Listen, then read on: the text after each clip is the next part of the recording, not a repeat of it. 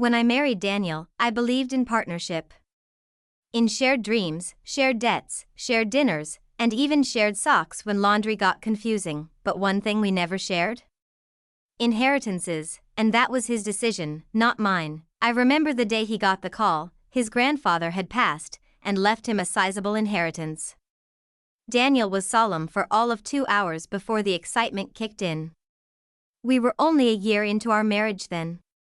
I assumed this money would be part of our life together, something that would help us move out of the apartment with the leaky ceiling or start the business he always talked about, but I was wrong. He sat me down at the kitchen table one night and, without much emotion, said, "Just so you know, I'm keeping Grandpa's money separate. It was left to me personally." I blinked. "Okay, but we're married. Isn't it still for us?" He shook his head like I was being naive. "Legally, it's mine. And it's not like I don't contribute. I just don't want to mess with family money." I remember the silence after he said that. The kind that wraps itself around your rib cage and tightens. It didn't feel like a marriage conversation, it felt like a business meeting where I'd just lost majority stake, so I nodded. And I made a mental note, I would never forget it. 2 years passed.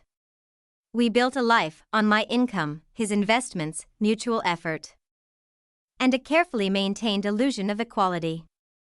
We shared bills, groceries, mortgage payments, but never wealth. When my aunt passed unexpectedly, I inherited everything: her home, her savings, even some property she had been quietly leasing to a local business. It was significant. Life-changing, really, and you know what I did? Exactly what Daniel taught me. I kept it separate. I didn't make an announcement. I didn't post about it or plan an extravagant purchase. I opened a new account, hired a discreet lawyer, and made sure every dollar was protected. I didn't lie. But I didn't tell. Because apparently, in this marriage, we only share what's convenient. Daniel never asked if I'd inherited anything. He didn't bring up family when my aunt passed. He barely came to the funeral, and maybe that was the part that stung most, how easily he dismissed a woman who had once helped raise me. So I kept quiet, let him assume I'd moved on. Let him believe I was still hustling to split everything down the middle while he dipped into his inheritance to cushion his comfort. He found out 2 years later. It wasn't even dramatic, just a line item on a tax document he accidentally saw. A rental property listed under my name. He walked into the room holding the paper, eyes wide, mouth already curling into that tone of accusation he reserves for credit card bills and miscommunications. "What's this?" he asked, waving the document. "My aunt's," I said calmly. "She left it to me." His eyebrows shot up. "And you didn't tell me?" I leaned back on the couch, arms crossed. "Like you told me about your grandfather's money? That's different." "Is it?" He didn't answer right away. He paced, rubbed his jaw like he was preparing to lecture me, and then, there it was, the real reason for the sudden interest. "Well, now that I know, don't you think we should bring it into the family account? It's for us, isn't it?" I laughed. It wasn't graceful. It was sharp and full of disbelief. "You mean, now it's for us?" I asked. "Because when the roles were reversed, you made it clear that family money didn't include me." He sputtered. "I didn't mean it like that. I just didn't think." "No. You did think. You thought about protecting yourself. And I learned from the best." He stopped sleeping well after that. Suddenly, he wanted to be involved in my finances. He started asking about the tenants, the mortgage, whether I'd thought about selling. He positioned it like concern, like a husband being supportive, but I saw it for what it was: interest, not in me, in my inheritance. And just like that, the power dynamic began to shift. He didn't like that I didn't need him. That I had something he couldn't touch. That I had kept a secret, just like he once did, but I had done it better. He started bringing it up in public. "Oh, Annie's the one with the real estate empire now," he'd joke at dinner parties, voice a little too loud, a little too tight. he started suggesting family decisions around how to use my property. Renovations. Investments. Selling to fund a joint venture. I said no to every one of them. It drove him crazy. The real switch flipped when his own funds started to run dry. Turns out, being reckless with Grandpa's inheritance wasn't smart after all. He'd made a few bad investments. Trusted the wrong friends. Thought the money would last forever, but it didn't, and when it ran out, he turned to mine, not directly. Not at first. He couched it in concern. We should really have everything in one pot, it's safer, smarter, less complicated. He played the unity card. The marriage card, the irony burned. I reminded him of the night he made it clear that his grandfather's money was his alone. The look on his face told me he hadn't forgotten, it just didn't benefit him anymore. When that didn't work, he tried guilt. You're not being fair, Annie. We're supposed to be a team. I smiled. I agree. So let's go back and review all the team decisions we made when you were the one with the money. He had no answer. There's something fierce about keeping something for yourself when the world, and your marriage, has taught you to always give it all away. My inheritance became more than property. It became proof that I could build a life with a man and still keep something that was mine, that I could honor my aunt's legacy by using her gift to create stability and freedom, not just for myself, but for whatever future I decided on. With or without him, Daniel still sulks. He still tries to guilt trip. He still hopes I'll eventually cave. Roll everything into a joint account, pretend this marriage was always balanced and fair, but I won't. I've seen what happens when you give everything and ask for nothing. You end up with empty hands, and a man who still wants more. So now, I take care of my tenants. I manage my properties. I expand, quietly. Powerfully, with my name on every deed. It started with short tempers. He was let go from his job during a round of budget cuts, and at first, I was sympathetic. I made him tea, gave him space, even helped update his resume, but it didn't take long for that sympathy to sour. You're so calm about this, he snapped one evening as I quietly read on the couch. Do you even care that I lost my job? I looked up. Of course I care. But we'll be okay. Oh right, he scoffed, you'll be okay. You've got your little empire tucked away. There it was, the resentment had arrived. He stopped pretending after that. He grew irritable, restless, passive-aggressive. The man who once insisted we keep things separate was suddenly tallying up my net worth like he had a right to it. Every conversation became a negotiation. I think we should use some of the rental income for us, he said one morning, not even bothering to frame it as a suggestion. We could get a better car. Pay down my credit card. His credit card. That he racked up on stupid gadgets and failed ventures. No, I said gently. That income is part of a long-term plan. I don't touch it unless it's for the property. He blinked at me, then narrowed his eyes. I can't believe how selfish you're being. Selfish, the word echoed. Funny how I was generous when I supported him during his lazy months, paid half his debt in our second year, even let him put his name on a house I bought, but now I was selfish for not funding his poor decisions? He didn't like that I said no. So he started trying to find cracks in my logic. In our marriage, the emotional warfare began soon after. He'd start arguments before dinner. Refused to do the grocery shopping or help around the house. He'd sigh loudly when I got off the phone with my lawyer, ask questions like, why do you even need legal advice? Are you hiding something? He'd bring up my inheritance during fights completely unrelated to money. You're so smug now, he spat during one argument. Acting like you're above me just because you've got some money. I've never said that, I told him. But I am tired of being guilt-tripped for protecting what's mine. You mean what should be ours, he said bitterly. We're family, Annie. Inheritance is supposed to be for the whole family. Like your grandfather's money? I shot back. Was that supposed to be for our family? Too? Because I don't recall seeing a cent of it. He didn't answer, he just walked out, slamming the door so hard it rattled the windows. the ugliest part wasn't his anger, it was his entitlement. He started calling my inheritance our backup plan.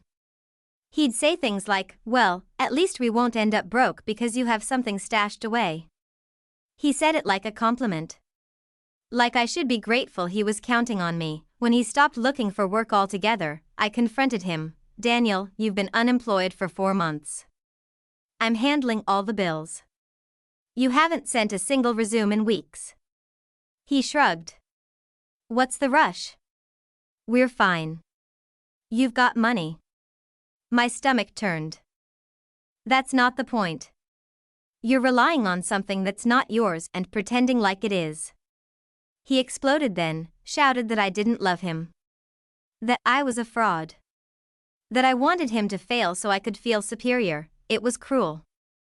Twisted, and I realized in that moment, I wasn't living with a partner anymore. I was living with a man who saw me as a lifeboat. His parents got involved not long after. I didn't expect that. One evening, his mother called out of the blue. Said she and Daniel wanted to stop by for coffee. My gut told me it wasn't going to be casual. They came. Sat stiffly on the couch, and exchanged glances like they were about to stage an intervention. "Annie," his mother started, "Daniel's been under so much stress lately. And I think he's just hurt. That you've been so distant." I blinked. "Distant?" "Well," she continued, "he told us you've been keeping money away from the family. That you've been acting territorial." I nearly laughed. "He's the one who insisted on separating finances from day one," I said flatly. I just followed his example. His father cut in. "Yes, but things change. People grow. You're married. You can't treat each other like business partners." I looked at Daniel, who hadn't said a word. He was slouched beside them, arms folded like a sulking child. "This isn't about growth," I said, keeping my tone even. "This is about him losing his money and thinking he's entitled to mine." There was a heavy pause, then his mother said the words that ended the conversation, "But shouldn't family come first?" I smiled, ice cold, "Yes. That's why I'm putting myself first, for once." I went to my aunt's grave the following week. I brought flowers. Sat for an hour in silence. Then I spoke. "I didn't let him take it," I whispered. "I protected what you gave me. And I meant every word." Daniel thought he could shame me, pressure me, or guilt me into giving up the one thing I'd truly kept for myself. But he didn't understand legacy. He didn't understand what it meant to come from a family where women fought tooth and nail for everything they had. Where nothing came easy, and everything was earned twice over. That inheritance wasn't just money. It was safety. It was a second chance. It was freedom, and I wasn't going to let him bury it under his failures. We sleep in separate rooms now. There's no shouting anymore, just silence. The kind that weighs more than any argument. He still tries sometimes. Offers to start over. Suggests couples therapy. Says he's ready to do things differently. But I see the flicker of calculation behind his eyes. He doesn't want me, he wants mine, and I refuse to be reduced to an asset on his spreadsheet, so I meet with my lawyer. Quietly move more things under my name. Make plans. It started with silence. Then cold stares. Then slammed doors and separate dinners. The tension between us had grown into something too heavy to ignore. Daniel had become a shadow of the man I once tried to build a life with, bitter, entitled, manipulative.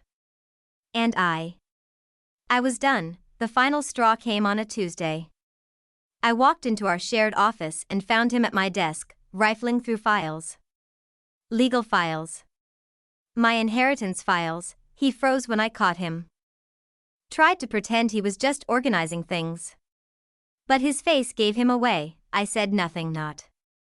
Just turned and walked back out. And the next day, I moved out of the house and filed for divorce. He was served papers at home. He called me 27 times that night.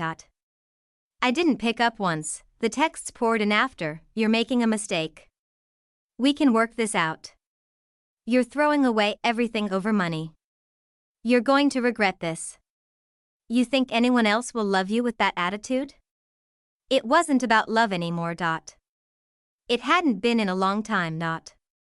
This was about dignity, freedom, peace. He lawyered up fast, but made one critical mistake. He assumed he had leverage. He claimed he was entitled to a share of my inheritance. He argued that, as my husband, he contributed to the household and supported my financial growth. The irony? His own inheritance was untouched throughout our entire marriage, and he just used it all for his own fun and adventure. And I had documentation for every expense I'd covered myself, including when he was unemployed. The courtroom was cold, but I was colder. I sat, calm and composed, while he fidgeted and whispered angrily to his attorney. His case fell apart quickly. My records were airtight. My lawyer was sharp. And Daniel? He had nothing but entitlement and a bad memory. He tried to appeal to the judge. Tried to paint himself as a victim. Said I'd blindsided him with the divorce. That I was secretive and unfair. But the judge wasn't interested in pity. She saw the evidence. And ruled exactly as expected. Everything that was mine remained mine. Everything that was his remained his. And all the shared assets? Split down the middle. Which meant. He walked away with barely anything. Because almost everything we'd shared had been mine. After the ruling, he cornered me in the hallway outside the courtroom. His face was red. His voice low and sharp. You ruined me. I looked him dead in the eye. No, Daniel. You did that to yourself. I just refused to let you ruin me, too. He stared at me like he didn't recognize the woman in front of him. And maybe he didn't. Because this version of me, the one who walked away from a toxic marriage with her head high and her bank account protected, wasn't the same girl who once said yes to him in a white dress. He moved back in with his parents. Told them I had manipulated the courts. But word got out quickly. He wasn't the victim. He was the architect of his own downfall. And me? I kept going. Bought another rental property. Took a solo trip to Italy. Started sleeping through the night again. There's a strange kind of peace that comes from knowing you didn't just survive a storm, you walked out of it with your foundation still intact. And Daniel? He's stuck in the ruins of a life he tried to build off of mine.